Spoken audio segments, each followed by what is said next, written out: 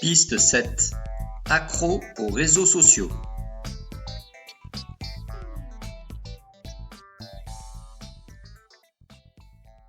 Tu es toujours sur les réseaux sociaux. Je trouve que tu deviens complètement accro. Mais non, je m'informe aussi. Aujourd'hui, tout le monde suit l'actualité sur les réseaux sociaux. En plus, j'ai découvert un tas d'applis intéressantes pour apprendre des langues, par exemple. Tiens, je viens de télécharger celle-ci, regarde le logo, il est marrant. Et elle est super bien faite, gratuite en plus.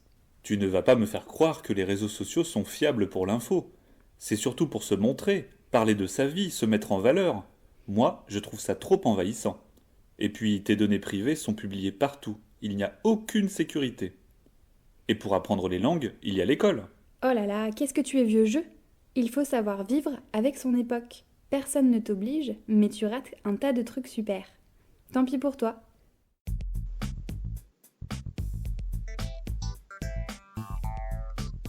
Piste 8. Les réseaux au boulot. Les réseaux sociaux sont une source de distraction au travail. De nombreuses entreprises contrôlaient déjà les ordinateurs de leurs employés et bloquaient l'accès aux principaux réseaux sociaux ou même sites d'information. Désormais, ce sont les smartphones et autres tablettes qui sont dans le viseur. Les sociétés fournissant des dispositifs numériques mobiles à leurs employés négocient des contrats avec les producteurs afin d'empêcher l'installation des applis comme Facebook, Twitter ou Instagram. Le deal est le suivant. L'entreprise fournit un dispositif dernier modèle, mais en garde le contrôle. Le but de la manœuvre est simple. Fini le temps perdu à surfer d'un réseau à l'autre. Terminez les posts inutiles pendant le temps de travail. Et adieu les vidéos regardées entre deux réunions. Objectif, concentration et productivité. Mais est-il vraiment possible de faire disparaître les réseaux sociaux de nos vies pendant toute une journée? Ne vaudrait-il pas mieux travailler sur l'éducation à un usage sage et raisonnable plutôt que de tout verrouiller? Le débat reste ouvert.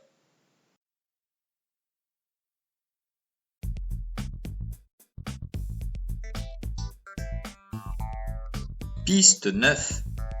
Créer un profil.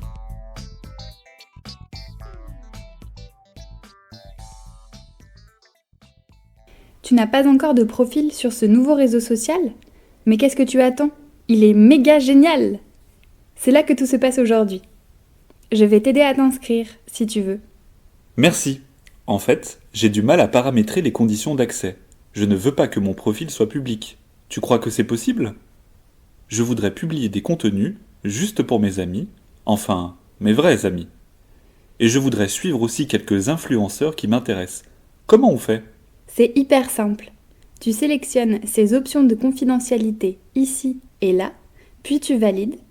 Ensuite, si tu veux suivre un profil en particulier, tu envoies une demande d'abonnement et tu attends que la personne l'accepte, sauf si son profil est public. Mais fais attention quand même, c'est une super appli, mais elle est un peu envahissante. Je te conseille de désactiver les notifications. Comment on fait? Mais décidément, tu sais rien faire tout seul!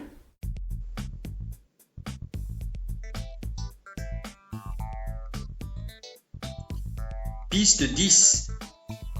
Les ados et les réseaux sociaux.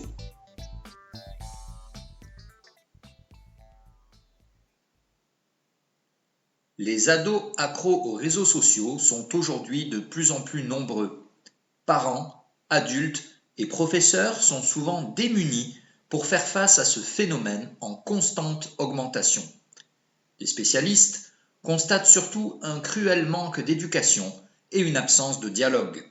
Certains proposent des cours de formation pour aider les parents à trouver les clés pour renouer le contact et éviter l'enfermement de l'isolement.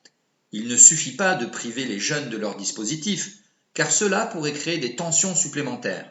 L'objectif est d'abord celui d'apprendre ensemble à faire un usage raisonnable et sécurisé des outils numériques pour ensuite prendre conscience des risques liés à un usage exagéré des réseaux sociaux.